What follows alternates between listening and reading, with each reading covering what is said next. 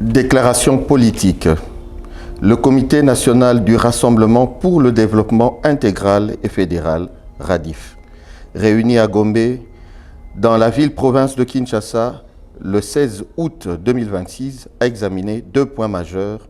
À son ordre du jour, l'évaluation de la mission effectuée par le secrétaire général du parti dans la province de la Chopo, ainsi que l'analyse de la situation politique, sécuritaire, économique et sociale de la République démocratique du Congo. 1. Évaluation de la mission dans la Chopo. Le secrétaire général du RADIF a présenté au Comité national le rapport de la mission effectuée à Kisangani du 19 au 23 juillet 2026, dont les principaux objectifs étaient d'échanger avec la population et de procéder à l'investiture du comité interfédéral de la Chopo. Après examen du rapport, le comité national a félicité le secrétaire général et l'ensemble de sa délégation pour le succès de cette mission. Il a également salué l'efficacité, l'organisation et la détermination du comité interfédéral de la Chopo.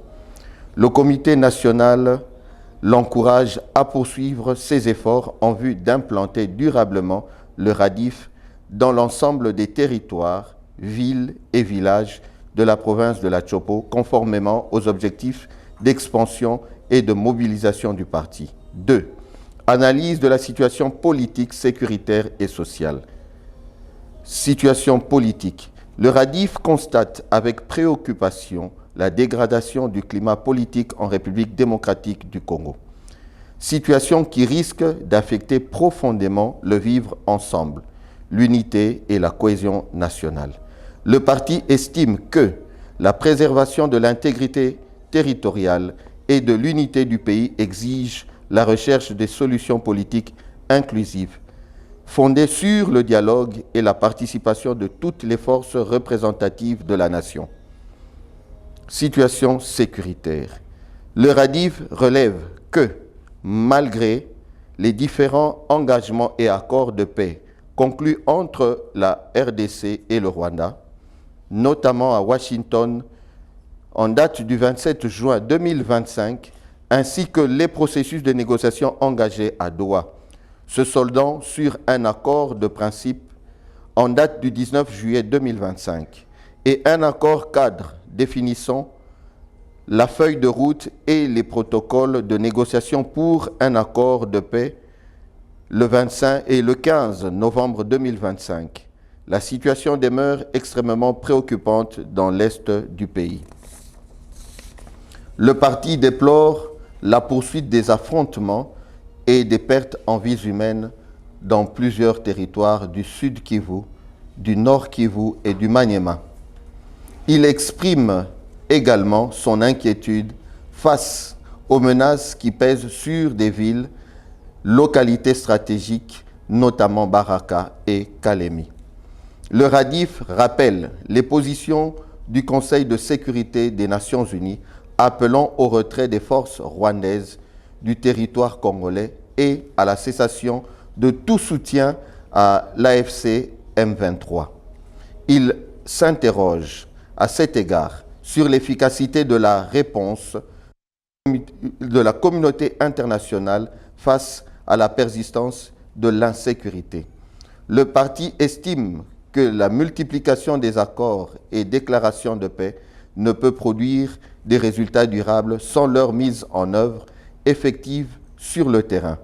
La sécurité des populations, le respect de l'intégrité territoriale de la RDC et la cessation des hostilités doivent demeurer les priorités absolues. Situation sociale et économique.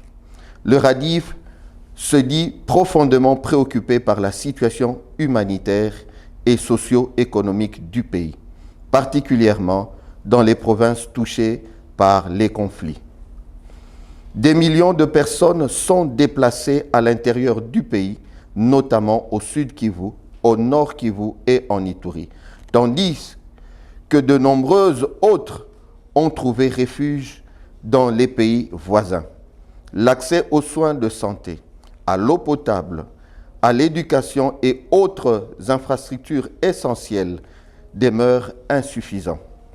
Le parti relève également l'ampleur de l'insécurité alimentaire, le faible accès à l'électricité, l'insuffisance des infrastructures routières et les difficultés de circulation des personnes et des marchandises entre les différentes provinces. Dans l'est du pays, l'insécurité a fortement fragilisé l'activité économique et sociale. La fermeture de certaines banques, institutions de microfinance et coopératives, ainsi que les difficultés liées au fonctionnement des infrastructures aéroportuaires ont aggravé la précarité des populations. De manière générale, le RADIF estime que la RDC demeure confrontée à des défis majeurs sur le plan politique, sécuritaire, diplomatique, économique, humanitaire et social. Recommandations du RADIF. Face à cette situation, le Comité national du RADIF recommande 1. Aux autorités de la République démocratique du Congo d'intensifier les initiatives diplomatiques afin de parvenir rapidement à la pacification et à la réunification du pays. 2. Aux autorités de Kinshasa d'engager un dialogue véritable, inclusif, associant toutes les parties concernées par le conflit à l'est de la RDC, afin de rechercher une solution durable à la crise. 3.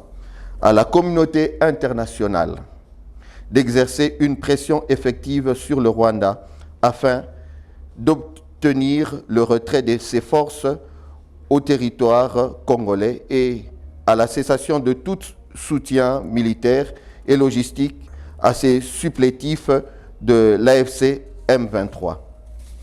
4. Aux autorités congolaises de poursuivre avec détermination la lutte contre la corruption, le détournement des deniers publics et toutes les pratiques qui constituent des obstacles au développement national. Engagement du RADIF. Conscient de sa capacité de mobilisation et de son rôle de la sensibilisation de la population congolaise en faveur de la cohésion nationale et de la réunification du pays, le RADIF décide d'engager des consultations avec des partis politiques extra-parlementaires, les associations et les organisations de jeunesse en vue de la création d'un bloc dénommé Bloc pour la réunification et la cohésion nationale, BRCN. Cette plateforme aura notamment pour objectif de 1. Mobiliser les forces politiques et sociales autour de la défense de l'unité et de l'intégrité territoriale de la RDC. 2. Demander à la communauté internationale et aux États-Unis d'encourager toutes les parties au conflit à participer à un véritable dialogue intercongolais. 3. Promouvoir un dialogue inclusif permettant d'aborder, sans tabou, les causes politiques des conflits récurrents en RDC. 4. Mener des actions de sensibilisation en RDC, dans la sous-région et en Afrique pour obtenir le retrait immédiat des forces de défense rwandaises RDF du territoire congolais, conformément à la résolution 2773 du Conseil de sécurité des Nations Unies. 5. Réclamer des autorités congolaises la création d'un climat favorable à un dialogue véritablement libre, inclusif et constructif. 6. Encourager les forces vives de la nation à rechercher un facilitateur accepté par les différentes parties dans l'intérêt supérieur de la République. Le RADIF réaffirme ainsi son attachement à l'unité nationale, à la cohésion nationale, à la paix, à l'intégrité territoriale, à la réunification de la République démocratique du Congo. Il appelle l'ensemble des Congolais à privilégier le dialogue, la solidarité nationale et la défense des intérêts supérieurs de la nation. Que Dieu bénisse la République démocratique du Congo, que vive le RADIF, fait à Kinshasa le 16 août 2026, le Comité national. Je vous remercie.